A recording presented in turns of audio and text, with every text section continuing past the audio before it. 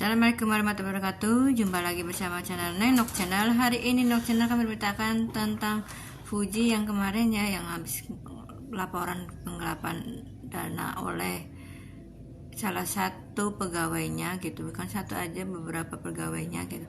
Ini adalah komentarnya Perfun sendiri gitu. Yuk kita tonton aja videonya, cekidot. Fuji membongkar aksi penipuan admin pribadinya berkat insting kuat yang muncul saat terbangun di tengah malam. Ia langsung memeriksa mutasi rekening dan menemukan transaksi mencurigakan yang tidak sesuai dengan laporan keuangan yang diberikan. Bukti transfer janggal itu menjadi titik awal penyelidikan. Fuji menemukan dana masuk ke rekening pribadi admin tanpa alasan jelas, lalu segera menghubungi kuasa hukum dan melaporkan kasus ini ke polisi.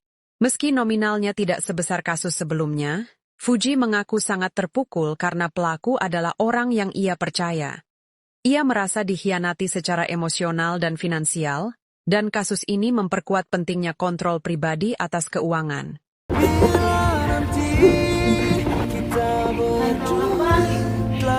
birthday to you. Happy birthday to you. Gak bisa di happy birthday, happy birthday, happy birthday to you. Semoga panjang umur, sehat selalu, makin betah lah. Itu mau. Dan semoga semakin banyak cari cuannya di sini dan bahagia selalu. Semoga 5 tahun lagi nikah. Amin. Amin. Make a wish. Amin. Semoga apa yang didoakan terwujud. Amin. Wih, mahal. Ini HP kecil aja kah? Tapi digangguin nanti ya. Tuh, gitu. Postingan banget. Nanti digangguin. Salah.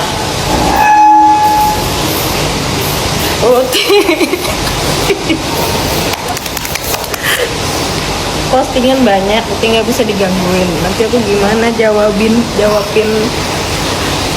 brand-brand.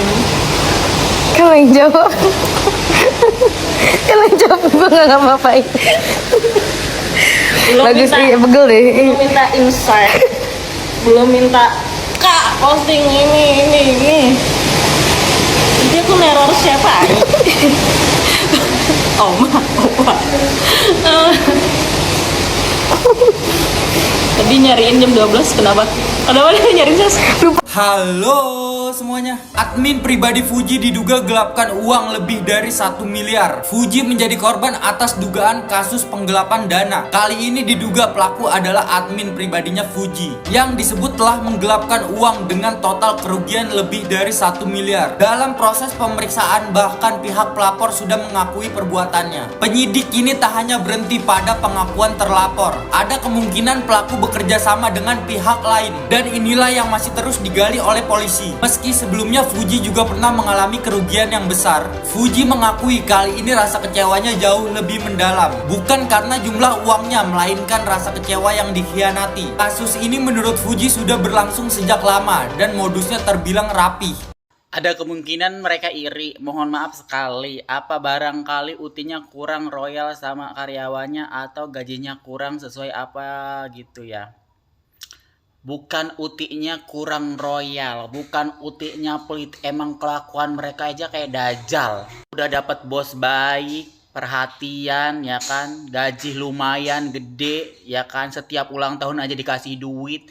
Emang haram mereka tuh, haram ya. Nggak bisa ngelihat duit banyak langsung mereka selipin, langsung mereka tilep. Mereka pikir nggak bakalan ketahuan kali ya.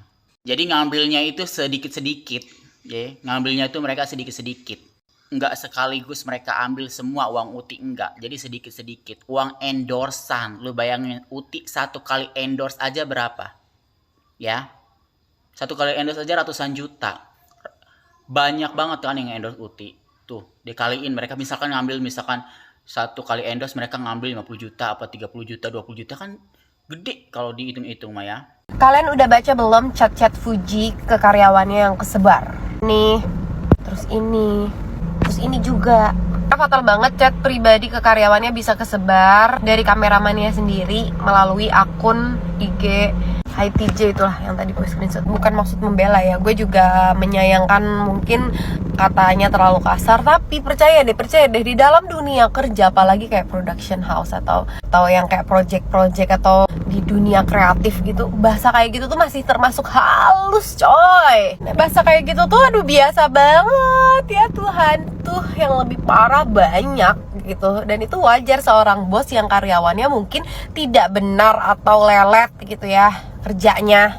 Nah, netizen juga nggak bisa ngejudge nih sebenarnya, karena yang beredar adalah sebagian chatnya aja. Kita kan nggak tahu a whole semua chatnya gitu loh, kan kita nggak tahu. Jadi kita nggak bisa ngejudge, oh Fuji kasar. Kita nggak ngerti kalau memang mungkin kerjanya nggak bener atau lelet atau ada deadline segala macam, kita nggak tahu ya kan. Kita bayangin deh, kita sehari aja jadi Fuji, itu kerjaannya kan banyak banget pasti kan, off air, on air, stasiun TV sana sini gitu kan. Nah, gimana nih tingkat kesabaran kita ketika punya karyawan yang lelet? Gak bisa, semua harus tas, ngerti gak lo? Jadi kalau ada yang lelet, ada emosi tuh wajar gitu, bos emosi tuh wajar. Kalau udah bahasan kayak gitu mungkin udah terlalu keterlaluan kali ya. Dan ya namanya juga kerja profesionalisme, gue gaji lo gitu ya, lo kerjanya bener, ya gak sih? Tapi sekali lagi gue gak membenarkan kata-katanya Fuji ya, cuman aku bisa mewajarkan karena ketika lo kerja sama gue ya, gue pengennya lo kerja bener karena gue gaji lo tiap bulan gitu. Dan soal gaji yang gak keluar gitu kan, dari pihak Fuji udah klarifikasi, katanya memang si di hold karena dia pengennya ketemu dulu nih baik-baik gitu. Lo datang baik-baik, keluar ya baik-baik gitu. Jadi diselesain semua, nggak langsung ujuk-ujuk keluar gitu aja gitu kan.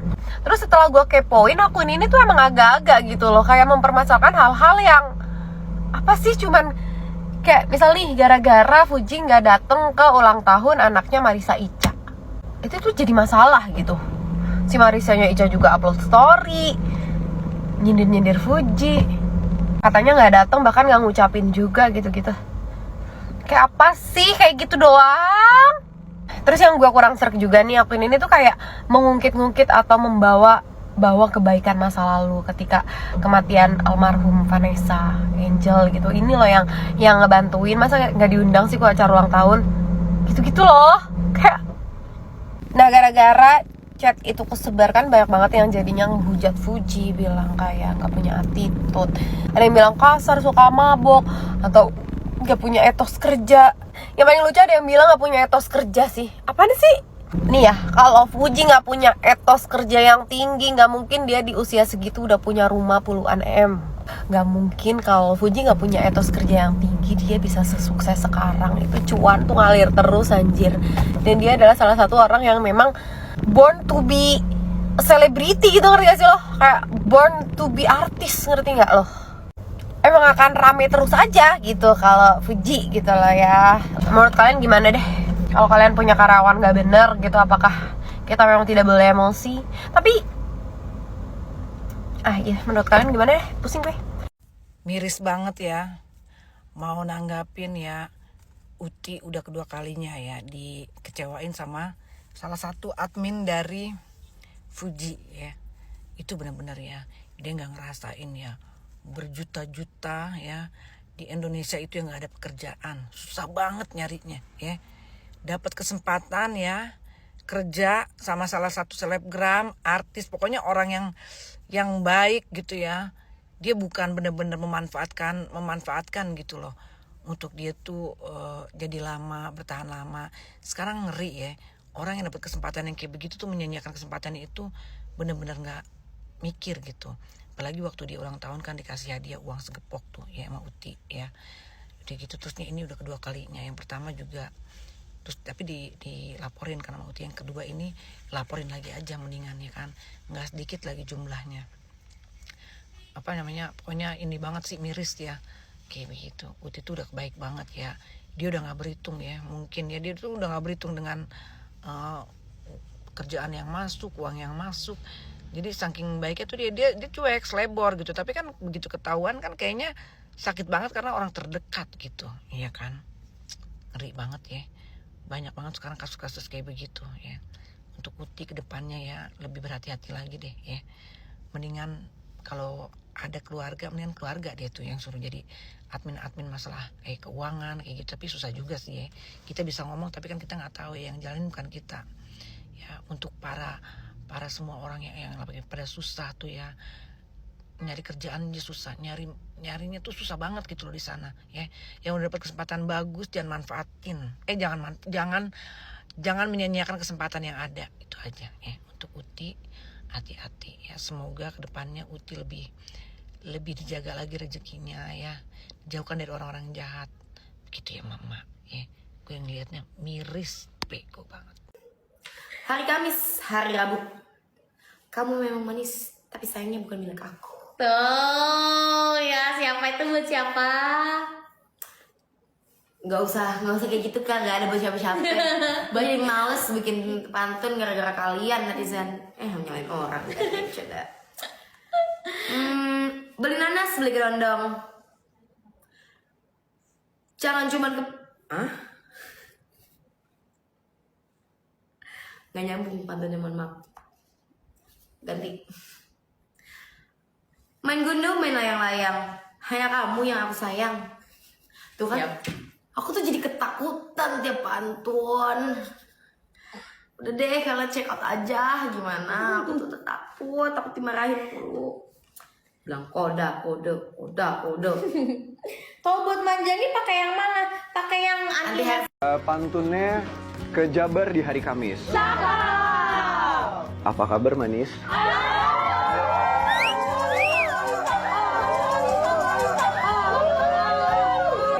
Mas Dewan, welcome di kanan. Terima kasih lo sudah mampir. Udah, tadi udah di atas. Kalau ketemu aku kok belum? Nalo. Soalnya kamu kan sibuk naik motor sama orang lain.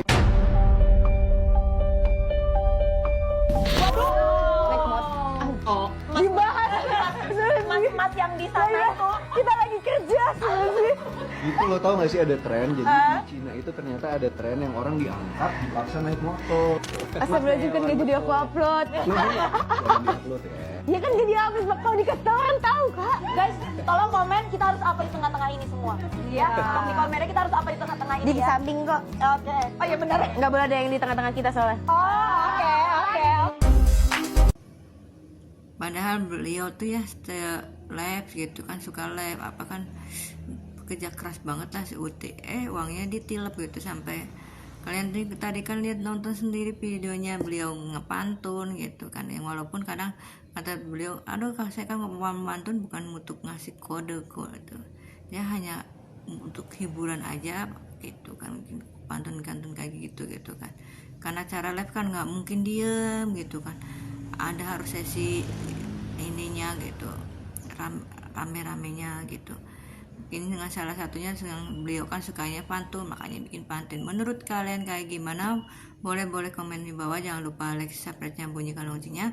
Terima kasih yang selalu mendukung channel saya. Assalamualaikum warahmatullahi wabarakatuh. Dadah.